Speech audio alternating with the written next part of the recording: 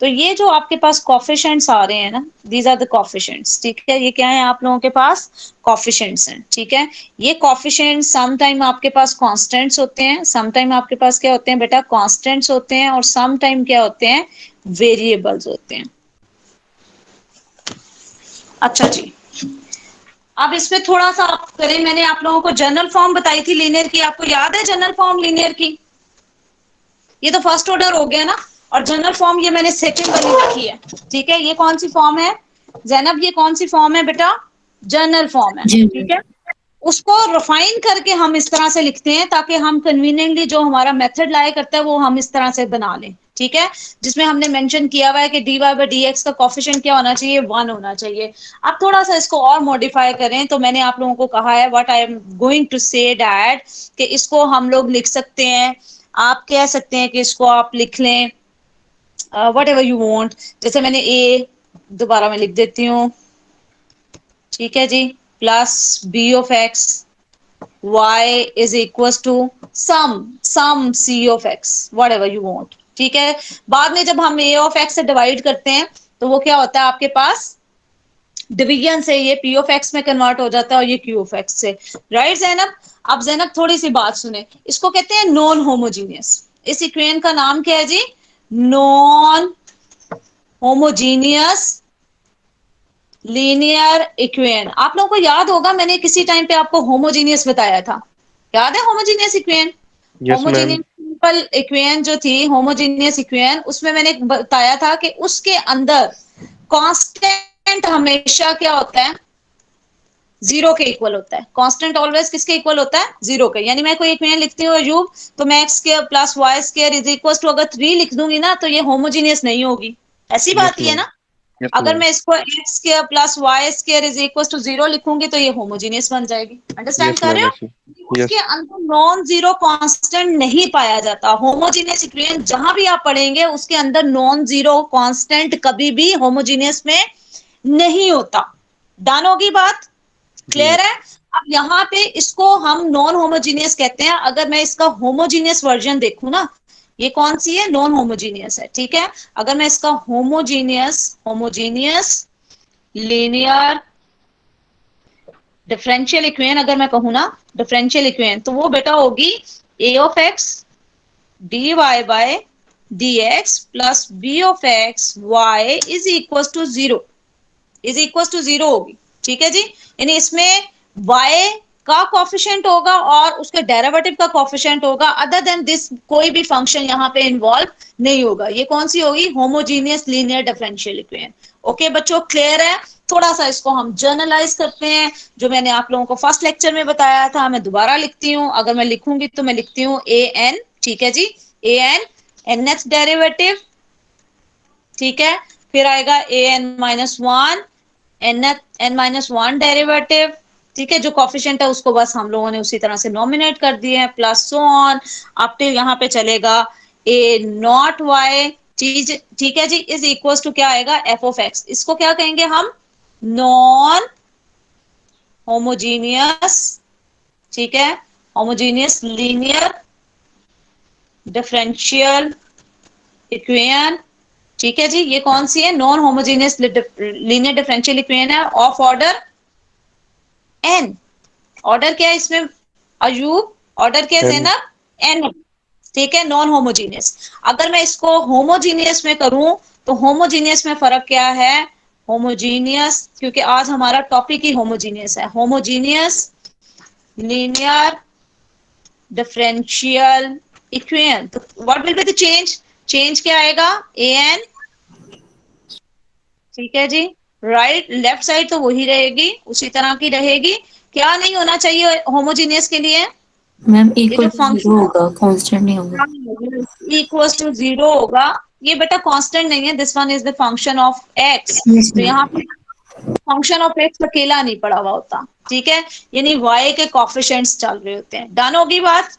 ठीक है जी, understand? Homogeneous में और उसमें फर्क मैंने दोनों में बता दिया। ये जनरल नॉन होमोजीनियस है और this one is the homogeneous. अच्छा, अब इसमें क्या होता है कि ये जो ए आईज है ना, for i equals to no 0 1 2 up till n, इसमें कैटेगरीज होती हैं, सारे सुन रहे हैं, इसमें क्या होती है, कैटेगरीज होती हैं। क्या होता है कि ये प्योरली कांस्टेंट्स हो, क्या हो, ये कांस्टेंट्स हो।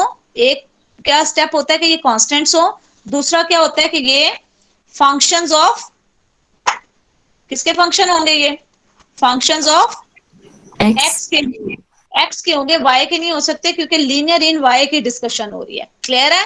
तो दो इसमें केसेस हैं। केस वन जो है कि ये कांस्टेंट्स हो, और केस टू क्या है कि ये बेटा क्या हो, फंक्शंस ऑफ एक्स हो। Is it clear? Yes, दो ma'am. केसेस हैं हमारे पास, दो केसेस हैं। हम जो आज केस करना चाह रहे हैं, एक तो हम देखना चाह रहे हैं बेटा होमोजीनियस, होमोजीनियस देख रहे हैं, उसमें भी मैंने दो चांसेस बता दिए। कितने चांसेस हैं लीनियर इक्वेशन में?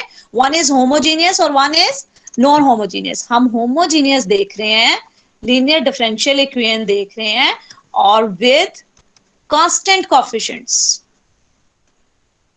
With constant coefficients. ठीक है जी, इसके कोएफिशिएंट्स क्या हैं आपके? कांस्टेंट्स हैं। ओके बेटा, कि इसके कोएफिशिएंट्स क्या होंगे आपके पास? कांस्टेंट्स होंगे। कोई जी मसला मैम। इसमें? आप कांस्टेंट कोएफिशिएंट्स, ठीक है, कोएफिशिएंट्स पूरा कांस्टेंट। तो मैंने दोनों चीजें बता दी हैं, हमारे पास नॉन होमोजीनियस भी होती है, होमोजीनियस भी होती है। हमने उसमें से पिक कौन सी की है? पहले होमोजीनियस पिक की है। पहला केस हमने क्या किया है? होमोजीनियस। और इसमें से भी हमने फर्स्ट केस लिया, और वो क्या है? कांस्टेंट कोएफिशिएंट्स का केस लिया है। ठीक है, ओके डन बेटा है। लेकिन ये कौन सी अब हायर ऑर्डर में चल रही है? किस में चल रही है? हायर ऑर्डर में चल रही है। ठीक है जी, और उसकी एग्जांपल अगर मैं ठीक है, उसको मैंने लिख दिया है। मैंने लिखा है ए एन, अभी मैं दोबारा लिख रही हूँ, इसको बार बार लिख रही हूँ।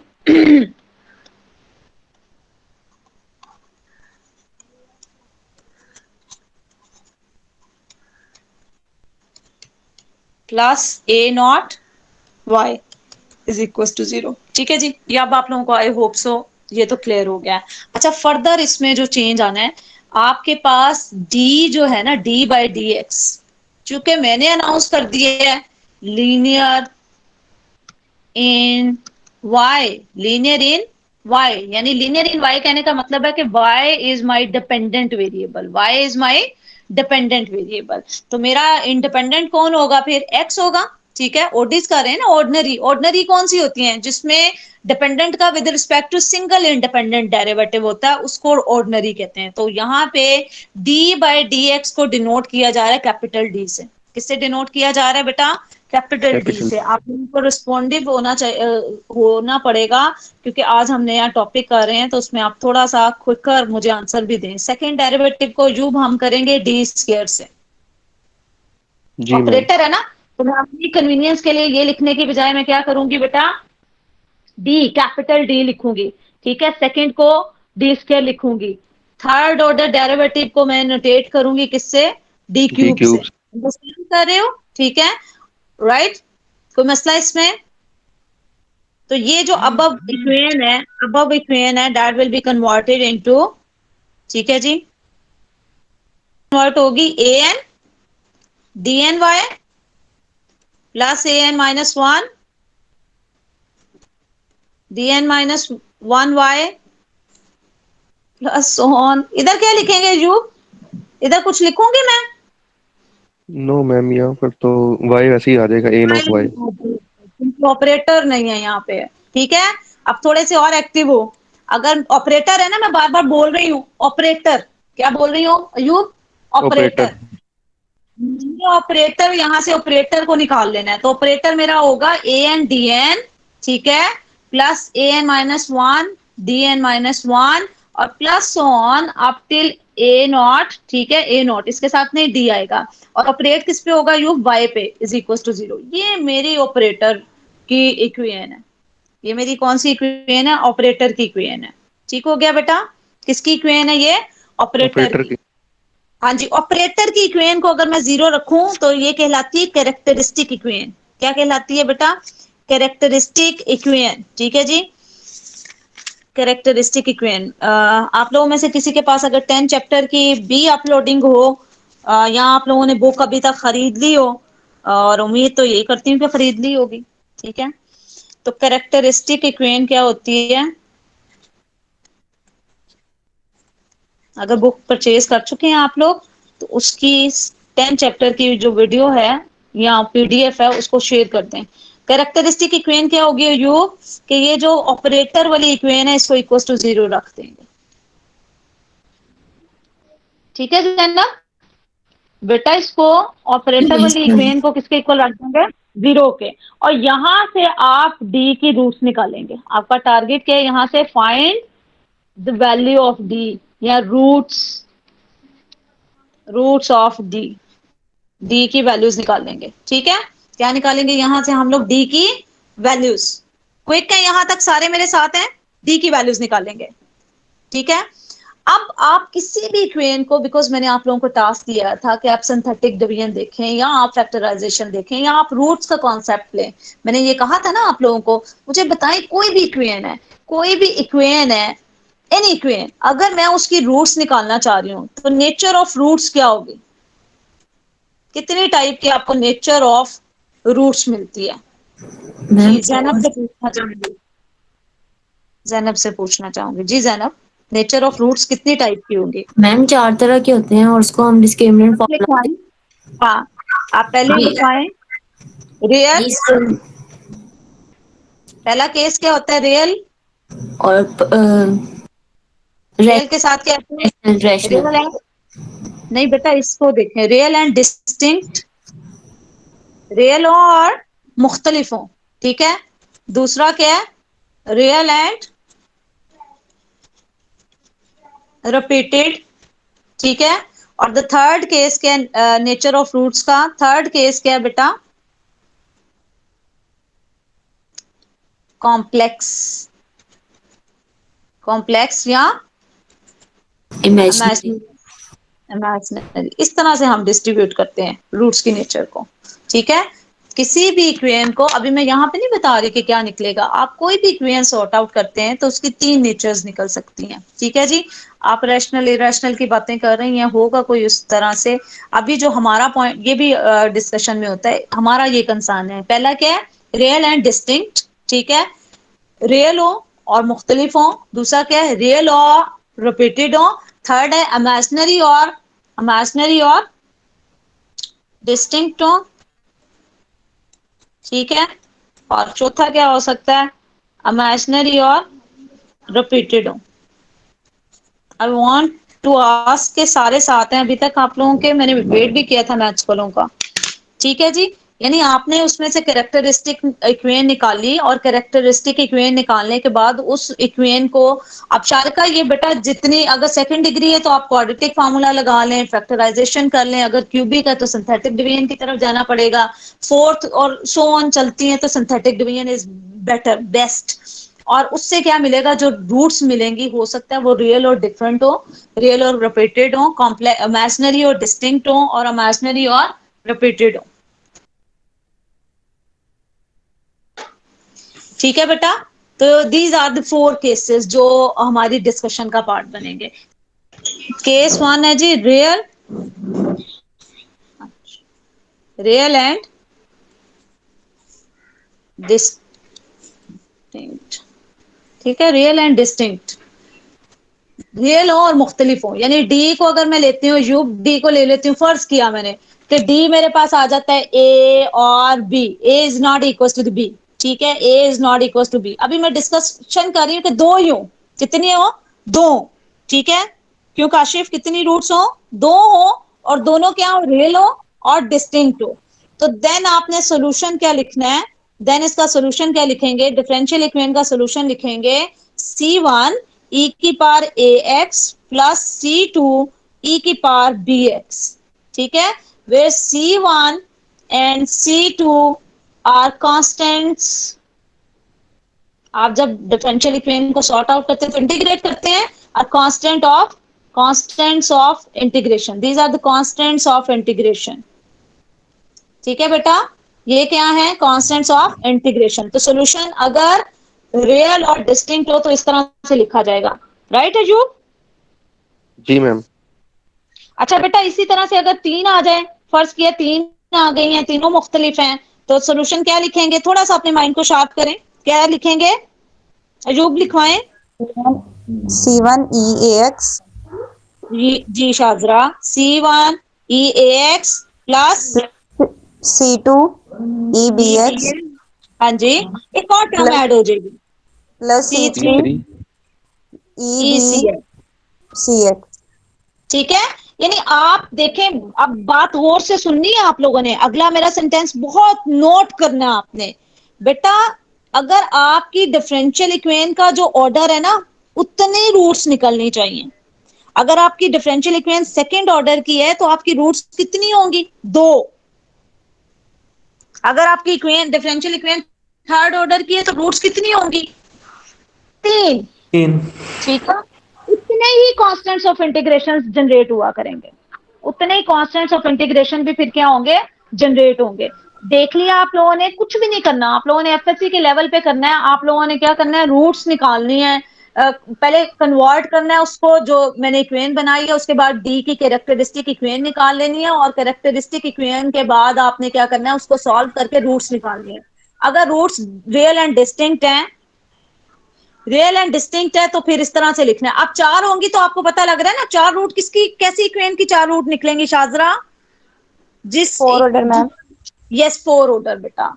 ठीक है, ये किसके लिए मैंने सोल्यूशन दिए? केस 1 के लिए। क्या केस 1 है? Real and distinct. ठीक है, अब चलते हैं केस 2 की तरफ। केस 2 की तरफ चलते हैं। केस 2 है जी, क्या था case 2? Real and repeated. Be attentive, मैंने आप लोगों को कहा है थोड़ा सा बेटा तवज्जो दे दें। रियल एंड रिपीटेड, अगर सेकंड ऑर्डर है तो रियल एंड रिपीटेड का मतलब है इधर ए आ रहा है, दूसरा भी क्या होगा? ए। सेकंड ऑर्डर के लिए मेरे बेटे, सेकंड ऑर्डर के लिए, सेकंड ऑर्डर के लिए कितनी रूट निकलनी है मेरा बच्चा? 2 निकलनी है ना। और मैं केस क्या ले रही हूँ काशिफ? Real and repeated. तो दोनों क्या होंगे?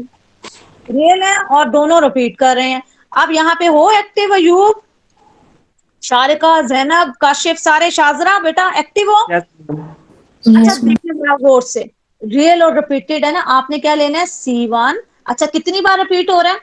कितनी बार रिपीट हो रहा है? 2 टाइम्स। 2 2 टाइम। times ठीक है, इससे एक लेस ऑर्डर का लीनियर, आपने लीनियर इक्वेशन लेनी है, सॉरी पॉलिनोमियल लेनी है। कितनी बार रिपीट हो रहा है बेटा? 2 टाइम। आपने वन पॉलिनोमियल लेनी है, पॉलिनोमियल, इससे एक लेस डिग्री की, तो क्या बनेगी? 1 डिग्री की। आप क्या सेलेक्ट करोगे? पॉलिनोमियल ऑफ 1 डिग्री सेलेक्ट करोगे। लिखवाएं, पॉलिनोमियल ऑफ 1 डिग्री क्या होती है? Is this a polynomial of 1 degree? हाँ जी Zainab, Yes, ma'am. Polynomial of 1 degree है काशिफ ये? तो यहाँ पे जी आपने पॉलिनोमियल ऑफ 1 डिग्री ले लेना है, और साथ में ले लेना है ई पार ए एक्स। अंडरस्टैंड किए ये लॉजिक? जितनी बार रिपीट होगी उससे क्या करना है? एक लेस डिग्री का पॉलिनोमियल कोफिशिएंट में बना देना है। फॉर एग्जांपल, चलो जी शाजरा बेटा, थोड़े से आप एक्टिव थे, आप मुझे बताएं कि अगर अगर 3 बार आया तो y का सोल्यूशन में पहला कोफिशिएंट कितनी डिग्री की पॉलिनोमियल होगी? 3 बार आ रहा है ना, 3 टाइम्स। यस मैम, तो फिर 2 डिग्री की लेंगे। 2 डिग्री की, तो वो कैसे लिखेंगे बेटा? C1 C2x plus C3 x square, right? Polynomials, polynomials. Yes ma'am. ठीक है, और ई ए एक्स वैसे ही आ जाएगा। अयूब समझे हो? जी मैम। अच्छा फिर मुझे लिखवा दो, अगर यही ए रिपीट हो 4 टाइम, 4 टाइम रिपीट हो रहा है, ये 3 टाइम्स रेपिटेशन, मैम और आगे ये C4 X4 X3 आ जाए।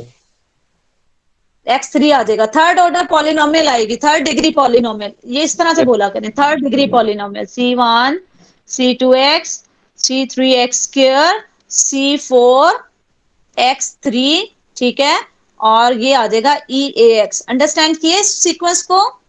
जी मैम। ठीक है, जितनी बार रिपीट होगा उससे 1 टाइम लेस डिग्री का पॉलिनोमियल आपने कोफिशिएंट बना देना है। किसके लिए? रियल एंड रिपीटेड के लिए। ठीक है बेटा जी, केस 3 की तरफ आते हैं। केस थर्ड, थर्ड केस में क्या लिखा था मैंने? इमेजिनरी ठीक है, इमेजिनरी एंड डिस्टिंक्ट। ठीक है, अच्छा कमाल पता है क्या होता है, आपके पास क्वाड्रेटिक इक्वेशन होती है ना, कोई भी क्वाड्रेटिक इक्वेशन होती है, ये क्वाड्रेटिक इक्वेशन है जैसे, ठीक है, ये क्वाड्रेटिक इक्वेशन है। आप क्या करते हो बेटा, क्वाड्रेटिक इक्वेशन पे क्वाड्रेटिक फॉर्मूला लगाते हो, कोई बताएगा मुझे? Minus B plus minus E square B minus 4 minus 4ac over Yes. 2 over 2। आपने देखा है कभी, नजर से गौर से देखा है इसमें क्या आता है, प्लस माइनस। जी मैम। और इमेजिनरी कब बनती है बेटा, जब स्क्वायर रूट के अंदर नेगेटिव साइन आ जाता है। यानी जो भी यहाँ पे सिचुएशन है, वट एवर द सिचुएशन, आपके पास जो नंबर यहाँ से बिल्टअप होगा ना, जो क्रिएट होगा, जो निकलेगा, फॉर एग्जाम्पल, वो पता है किस तरह का होगा, उसको आप कह लें कि उसको मैं लिखूंगी alpha plus minus aorta beta, ऐसे ही आएगा ना, हमेशा ऐसे आएगा, क्योंकि क्वाड्रेटिक है तो दो रूट्स निकलनी है, एक रूट पॉजिटिव आएगी और एक रूट नेगेटिव आएगी। अंडरस्टैंड कर रहे हो ये चीज बात? ठीक है, यानी एक तो अयूब कॉम्प्लेक्स नंबर होगा, यानी एक्स को अगर आप लोगे ना तो एक तो कॉम्प्लेक्स नंबर होगा, इसको आप कॉम्प्लेक्स नंबर कहोगे। दूसरा जो होगा उसका कॉन्जुगेट होगा, सेकंड उसका क्या होगा, कॉन्जुगेट। कॉन्जुगेट क्या होता है, एयोटा का साइन बदल दें, तो ये कॉम्प्लेक्स नंबर है और ये उसका क्या होगा, कॉन्जुगेट होगा। तो जब भी मैं इमेजिनरी की बात करूंगी ना, तो इमेजिनरी की बात करने के लिए मुझे स्क्वायर रूट मिलेगा तो इमेजिनरी में जाएगा। ठीक है, तो स्क्वायर रूट मिलेगा तो इमेजिनरी में जाएगा। अब हमेशा आपको कभी भी कॉम्प्लेक्स नंबर अकेला नहीं मिलेगा, कॉम्प्लेक्स नंबर हमेशा आएगा with its conjugate, with its conjugate. इसके सोल्यूशन को कैसे लिखते हैं, आप गौर से देखें, इसके सोल्यूशन को लिखना है। अभी मैं सेकंड डिग्री की बात कर रही हूँ, किसकी बात कर रही हूँ, सेकंड ऑर्डर की। ठीक है, यानी कि कितनी निकली रूट्स, दो, लेकिन उन दो में एक नंबर होगा और एक उसका क्या होगा बेटा, कॉन्जुगेट। तो आपने कैसे लिखना है, सातों सारे? Yes ma'am. मैम अच्छा, नंबर और उसके कॉन्जुगेट के लिए लिखना है C1, ठीक है बेटा, C1, ठीक है, cos beta x plus C2 sin beta x। Angle में कौन सी चीजें आ रही हैं, जो इमेजिनरी पार्ट है, कौन सा पार्ट है, इमेजिनरी, और बाहर आएगा एक्सपोनेंशियल और उसकी एक्सपोनेंट होगी जो कि रियल पार्ट है। ये आपका कौन सा पार्ट है उस नंबर का, रियल पार्ट है। ठीक है, और ये जो आपको दिखाई दे रहे हैं एंगल्स, ये कौन से पार्ट्स हैं, इमेजिनरी पार्ट्स हैं। Do you understand this? समझ आई है? Yes ma'am. For example Minal, for example हम कहते हैं कि डी की वैल्यू निकलती है 2 माइनस 3 एयोटा। ठीक है, प्लस कर लो बेटा इसको, साथ में माइनस भी आएगा। अंडरस्टैंड कर रही हो, हमेशा प्लस माइनस से आना है। तो सोल्यूशन लिखवाओ मिनाइल, कैसे लिखवाओगी मिनाल, सोल्यूशन लिखवाओ। मैम C1 यस, cos जी बेटा, 3x इमेजिनरी पार्ट। जब मैं इमेजिनरी पार्ट कहती हूँ ना, तो इमेजिनरी पार्ट इसका रियल पार्ट जो है that is equal to alpha, और इसका इमेजिनरी पार्ट कभी भी एयोटा को साथ नहीं उठाता बेटा, एयोटा को साथ नहीं उठाता। इमेजिनरी पार्ट एयोटा का कोएफिशिएंट होता है। 3x इमेजिनरी पार्ट क्या होता है, एयोटा का कोएफिशिएंट। coefficient तो यहाँ क्या आएगा, एयोटा का कोएफिशिएंट कौन है, 3x plus C2 sin sine 3x, yes ma'am और e की पावर में क्या आएगा, 2x 2x। अंडरस्टैंड कर रहे हो, यस एग्री, सारे एग्री कर रहे हैं? यस मैम अच्छा बेटा, कभी तीन तादाद नहीं आएगी इसकी, कि मैं कहूँ कि जैसे मैंने यहाँ पे डिस्कशन की है ना, तो मैंने आप लोगों को बताया है कि बेटा ये आ रहा है तो हो सकता है 2 रूट्स हो सकता है 3 रूट्स हो। इसमें भी मैंने कहा बेटा हो सकता है 2 बार रिपीट हो सकता है 3 बार रिपीट हो। आप अंदाजा लगा रहे हो, मैं इवन और मतलब 1 2 3 सारे ही कर रही हूँ। ऐसा 1 तो नहीं कर सकती, 1 तो फर्स्ट ऑर्डर है ना, तो उसको हमने कर लिया, तो ये 2 3 4 इस तरह से आएगा। लेकिन इसमें मैं ये नहीं कह सकती कि इसमें जी 3 रूट्स आती हैं। क्यों? क्योंकि जब भी आना है तो प्लस माइनस 7 आना है, तो इसमें हमेशा 2 रूट होंगी या 4 होगी या 6 होंगी। अंडरस्टैंड कर रहे हो, कितनी होंगी, 2 4 या 6। ठीक है, यानी अब मैं अगर कहूँ ना, इफ मेरे पास दूसरी आपके पास आती है alpha plus minus aorta beta, और दूसरी आपके पास कोई आ जाती है, कोई लिख लें, कोई भी लिख सकते हैं आप लोग, कह सकते हैं व्हाट शुड आई से A2, ठीक है जी, प्लस माइनस एयोटा B2। ठीक है, ऐसे लिख लें। तो कितनी हो गई? 4। अब सोल्यूशन देना है ना मैंने, अब मैंने क्या देना है? सोल्यूशन। ठीक है, रियल है और डिस्टिंक्ट है, रियल है और डिस्टिंक्ट है। साथ हैं आप लोग? सॉरी, इमेजिनरी और क्या है? रियल। इमेजिनरी और डिस्टिंक्ट है, डिस्टिंक्ट। इमेजिनरी और डिस्टिंक्ट है, तो कुछ भी नहीं होना इसमें। इसमें क्या होगा? इसके लिए अलहदा सोल्यूशन आप लिख लेंगे। क्या लिखेंगे इसके लिए? अभी लिखवाया ना मैंने, cos beta x plus C2 sin beta x। ठीक है, साथ में क्या आएगा बेटा? E alpha x। और इधर क्या आएगा? इसके लिए अलहदा लिख लें। क्या लिखोगे? अब C2 तक ले चुके हो, C3 cos B2x plus C4 sin B2x, और साथ में क्या आ जाएगा? मल्टीप्लाई किससे होगा? EA2x। अंडरस्टैंड किए? जैसे वो ये था ना, इधर आ जाए, ये था ना रियल और डिस्टिंक्ट। रियल और डिस्टिंक्ट पे देख रहे हो आप लोग? क्या था? जितने आते थे उनको अलग-अलग हम एक्सपोनेंशियल के कोएफिशिएंट में लिख देते थे और C1 चेंज कर देते थे। ऐसा ही था ना, एक्सपोनेंट की एक्सपोनेंशियल फंक्शन की एक्सपोनेंट बन जाती थी A B C। ठीक है, और साथ में उतने कोएफिशिएंट्स उतने कांस्टेंट्स ऑफ इंटीग्रेशन जनरेट होते थे। अब इसमें भी अगर अलग-अलग है, यानी इमेजिनरी और डिस्टिंक्ट है, और कितनी बार हो रही हैं? दो। वो आपके पास इमेजिनरी और डिस्टिंक्ट इस तरह से हम लोग कंसीडर करेंगे। तो 4 हैं, तो 2 बार आ रही हैं आपके पास, तो इस तरह से हम ले लेंगे।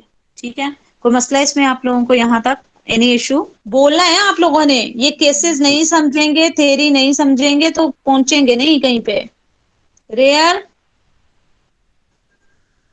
And repeated, Yes, ma'am. Real and, sorry, real and repeated नहीं होना, क्या आना है? Imaginary imaginary. रिपीटेड। हम केस 4 की तरफ हैं। Imaginary and repeated. ठीक है जी, इमेजिनरी एंड रिपीटेड। अब किस तरह से होगा? फिर ये किसके लिए आएगा? जाहिर सी बात है 4 ऑर्डर वाले के लिए आएगा ना, 2 के लिए तो नहीं आ सकता। 2 के लिए तो एक नंबर आएगा और एक उसका कॉन्जुगेट आएगा। तो किसके लिए होगा? 4 के लिए। तो 4 के लिए अल्फा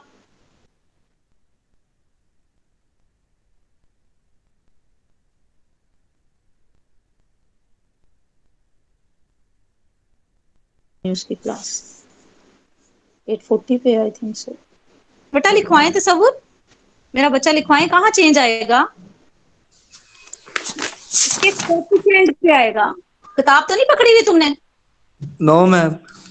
C1 C2x कोएफिशिएंट, किसका कोएफिशिएंट? कॉस का, बीटा x। ठीक है, दूसरा आपके पास आएगा C3 प्लस C4x। ठीक है, साइन बीटा x। ठीक है, अभी नहीं बेटा आपकी क्लास, अभी नहीं, मैं मोहम्मद है ना। E alpha x। ठीक है, अंडरस्टैंड किया? ये जो कोएफिशिएंट है, ये जो कोएफिशिएंट है, 2 नंबर लेंगे, रिपीटेड लेंगे, और क्या करेंगे? ये जो कोएफिशिएंट आ रहा है वो पॉलिनोमियल ऑफ डिग्री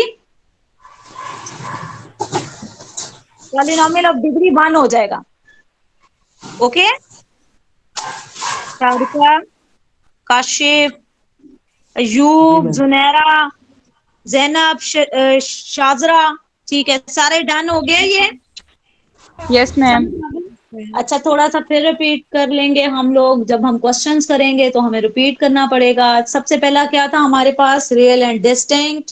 सेकंड हमारे पास क्या था? Real and repeated. Third rule क्या था? Imaginary and distinct. और फोर्थ क्या था?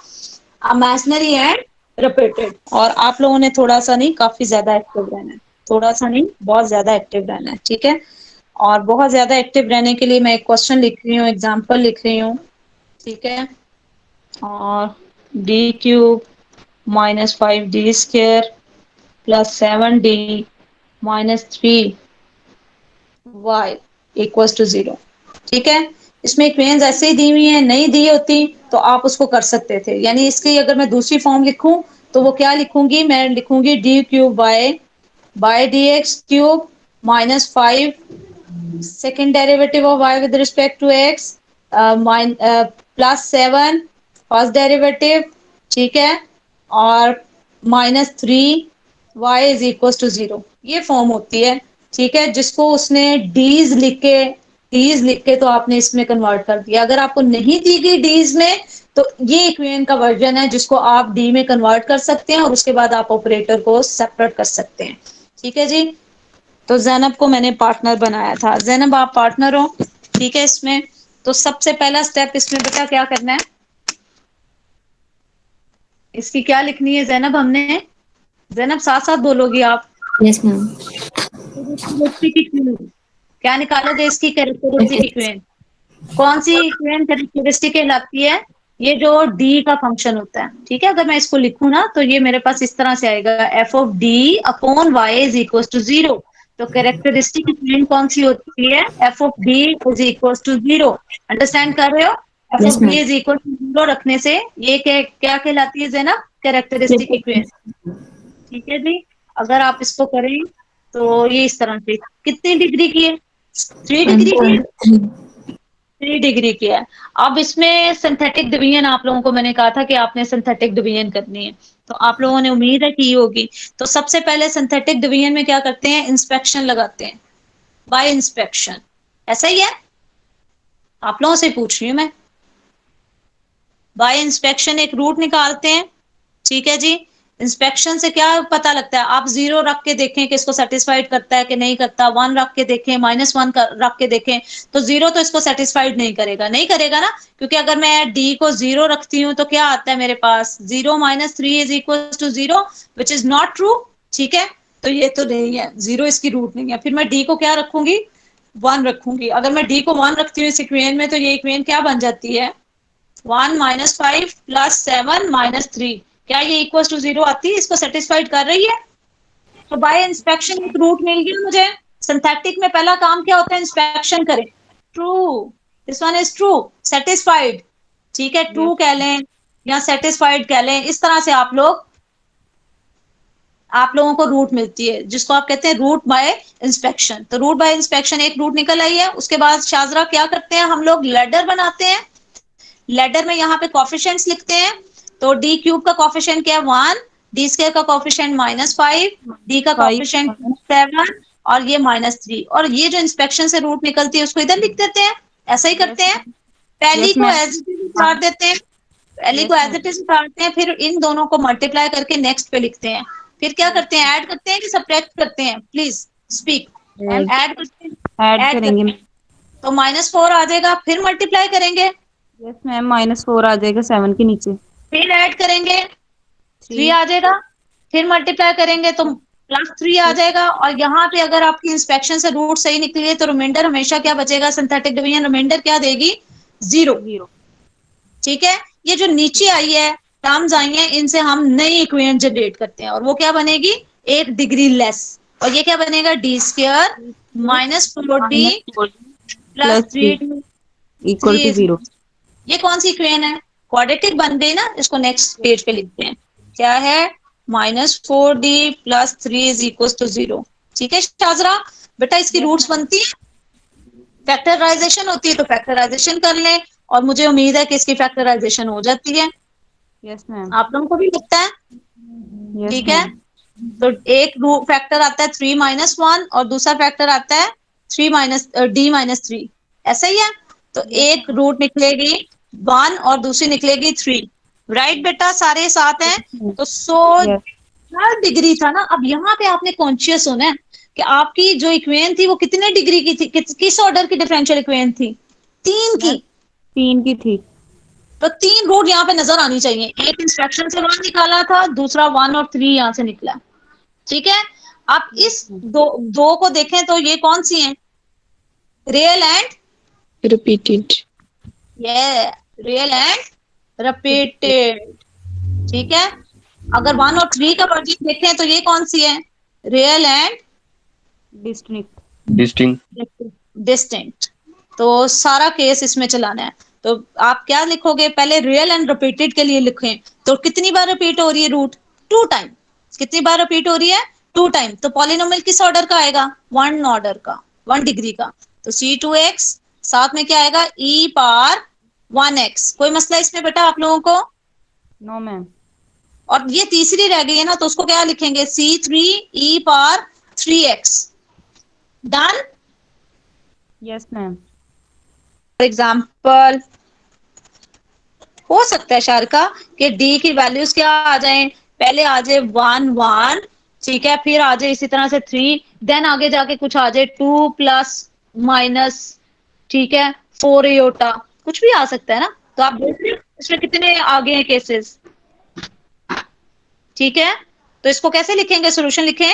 सोल्यूशन लिखना है कैसे, ये 2 बार रिपीट हो रही है, तो C1 C2x, साथ में क्या आएगा e पावर x, फिर इसके लिए क्या आएगा, इसके लिए आएगा C3 e पावर 3x, इसके लिए क्या आएगा कॉम्प्लेक्स वाला, लेकिन आप देखते जाना है कि आपने कॉन्स्टेंट्स का सबस्क्रिप्ट बढ़ाते जाना है। इधर क्या आएगा C4 cos 4x plus C5 sin 4x, 4x. ठीक है, और E2x आ जाएगा। अंडरस्टैंड कर रहे हो? Yes, ma'am. यस आप मैम। कर सकेंगे बेटा, आप ये नहीं है कि एक क्वेश्चन का आंसर एक ही केस होगा, नहीं, मिक्सअप हो सकते हैं, डिफरेंट हो सकते हैं, ठीक है। तो आप उस सबको लगाएंगे, हर चीज को उसके अंदर इम्पोज करेंगे, ठीक है। अब आप किताब भी पढ़ेंगे ना बेटा, तो किताब से भी, मैंने तो सिर्फ एक्सरसाइज आप लोगों को दिखाई है कि बेटा ये एक्सरसाइज है। बुक जब आप ओपन करेंगे तो you will get so many things from book, बहुत सारी चीजें आपको मिलेंगी। किताब में ये सारी थ्योरी लिखी हुई है, एफर्ट की हुई है, उसने काम किया हुआ। This one is the exercise, यानी आपके पास बड़ी रिफाइन करके उसने इक्वेशंस दी हुई है। 10.1 है, कौन सी एक्सरसाइज है ये, 10.1, ठीक है। उसने पहले से ही ऑपरेटर ही सेपरेट बनाया हुआ है, अगर नहीं तो फिर आपको ऑपरेटर बनाना भी पड़ता है, ऑपरेटर बनाना पड़ता है, फिर ऑपरेटर बना के उसको पहला स्टेप क्या है, कैरेक्टरिस्टिक बनाना। कैरेक्टरिस्टिक इक्वेशन क्या होती है, एफ ऑफ डी को 0 रखना, डी की रूट्स निकालना, फिर जिस नेचर की रूट्स हैं, 4 केसेस की हैं, चारों में से जो केस है या चारों में से चारों केसेस हैं, तो you have to impose implement that cases, और आपने बस सोल्यूशन देना है।